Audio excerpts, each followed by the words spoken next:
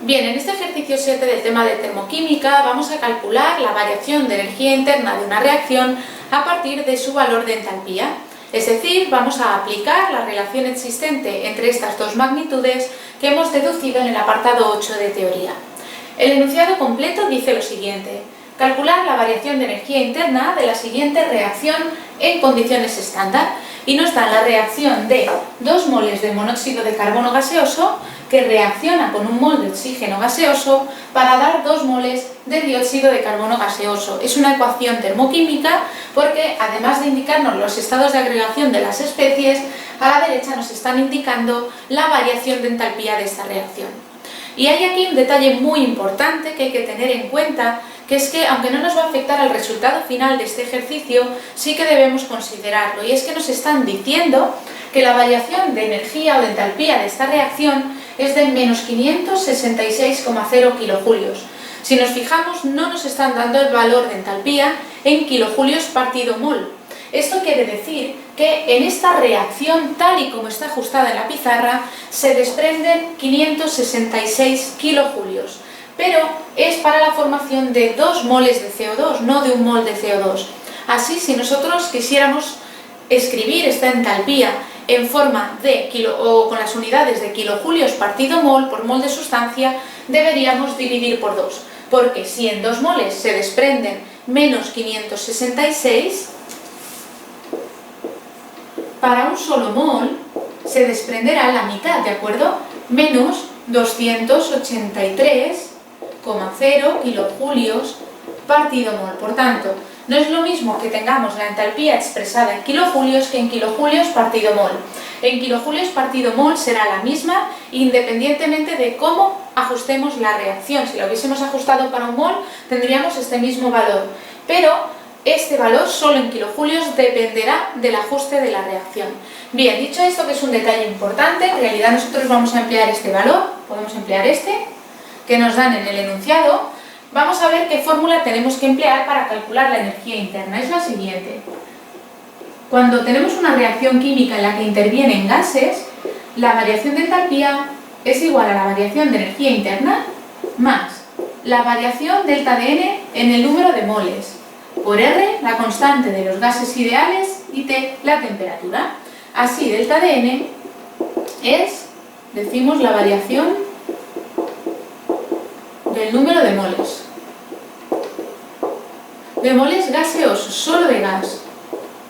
Si tuviésemos componentes que están en estado líquido, en estado sólido, como va a ocurrir en algunos ejercicios posteriores, no tendremos en cuenta en este cálculo los moles de dichos compuestos, solo los componentes que están en fase gaseosa. R es la constante de los gases y vamos a emplearla con las siguientes unidades. O bien podemos emplear 8,31 julios partido Kelvin por mol, o expresada en kilojulios, que son 8,31 por 10 a la menos 3, multiplicamos por menos 3 para pasar estos julios a kilojulios, y así tendría unidades de kilojulios partido Kelvin por mol. Y por último tenemos T, que es la temperatura en Kelvin, en grados Kelvin. Bien, de esta forma vamos a sustituir en esta expresión los valores que tenemos y ahí despejaremos la variación de energía interna delta de U. Así, la variación de entalpía en menos 566,0 kilojulios igual a la variación de energía interna más, y ahora debemos calcular delta de N para esta reacción en concreto. ¿Cómo se calcula delta de N? Pues coeficientes estequiométricos, o ponemos número de moles de los productos menos moles de los reactivos. Realmente son los coeficientes estequiométricos tal y como tenemos la reacción ajustada. De esta forma pondremos coeficientes estequiométricos de los componentes gaseosos de los productos. En este caso el CO2 únicamente, pues 2, su coeficiente estequiométrico, menos coeficientes estequiométricos sumados de los componentes gaseosos de los reactivos. En este caso, 2 componentes gaseosos en reactivos, monóxido de carbono y oxígeno. Coeficientes 2 más 1. Si no pone nada, es que tenemos un 1. Entonces, coeficiente estequiométrico del monóxido de carbono más el coeficiente estequiométrico del oxígeno, todos los reactivos gaseosos. y esto da menos 1. No hay ningún problema con que una variación del número de moles sea negativa, lo único que implica es que tenemos menos moles gaseosos en los productos que en los reactivos y por tanto nos tiene que dar un valor negativo.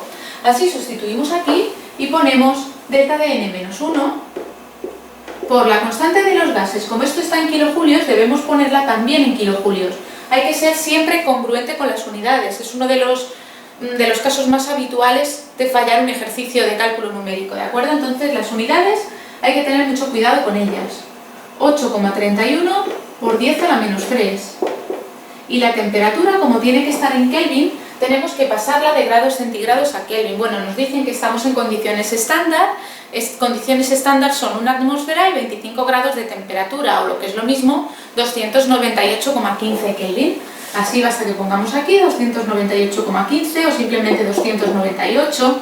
Normalmente este 0,15 no tiene una implicación muy grande en los resultados porque nos movemos en valores muy grandes, ¿de acuerdo? Bien, entonces únicamente tenemos que realizar este cálculo que nos da un valor de menos 2,5 kilojulios.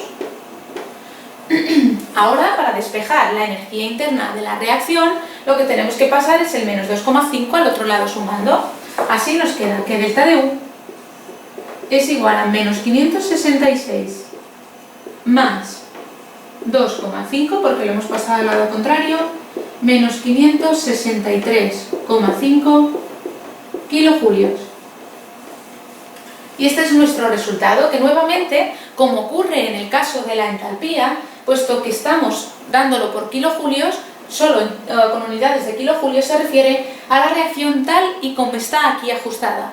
Si nosotros quisiésemos expresar el resultado para un mol de CO2 producido, deberíamos dividir por 2, porque esta energía desprendida es para 2 moles de dióxido de carbono.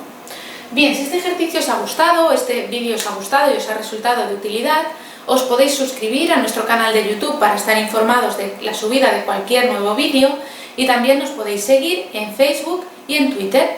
Por supuesto, os estaremos esperando en la página web kimitube.com y os agradecemos que hayáis visto este vídeo.